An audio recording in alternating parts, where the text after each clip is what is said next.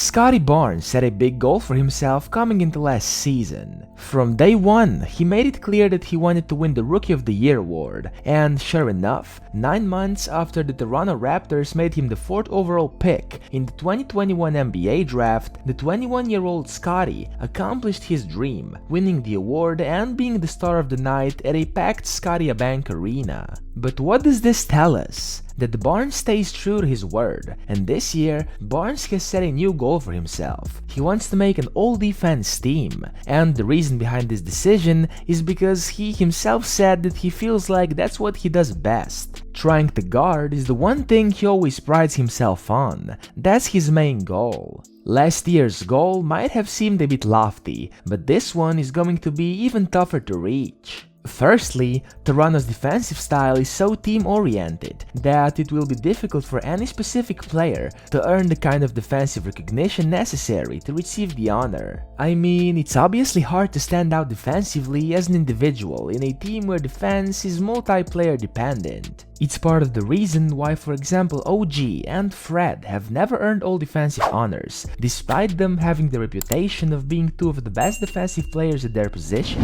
Secondly, it's rare for a player who's in the NBA for only his 2nd year to have built up the kind of respect with voters to receive all defensive honors. Only 3 sophomore players have been able to do that in the past decade, and those are Matisse Thybulle, DeJounte Murray, and Patrick Beverley. But despite it obviously being a tough goal to achieve, is it doable? Well, according to the Raptors coach Nick Nurse, it is. He claimed that he doesn't see why Scottie Barnes couldn't make it. He thinks Barnes is a good defender, a really good defender. He's got the ability to go out and pressure the ball full court at his size, and he can guard pretty much any position because of his size, so that instantly makes him a switch candidate. He can be an inside player, he can be a wing defender, and he gives the Raptors a chance to switch if he's guarding the screener in the screen and roll.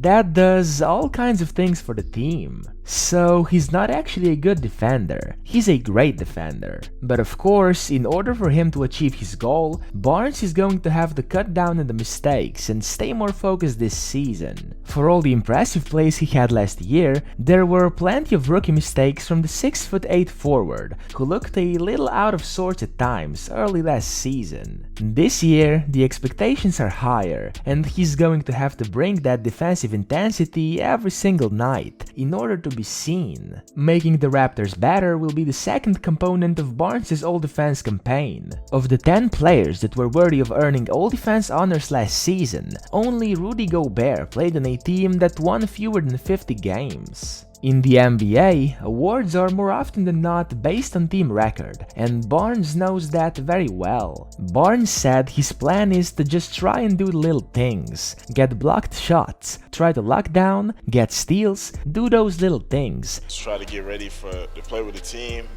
try to start bonding and connecting right away, try to be in best shape as possible. And really lock in every single game. So what does that mean? It means that the Raptors have to win as much as they possibly can. Toronto is going to challenge Barnes this season. Like last year, he'll see matchups of every shape, speed, and size. One night, he'll be on the James Harden assignment, trying to slow down one of the craftiest players in the league.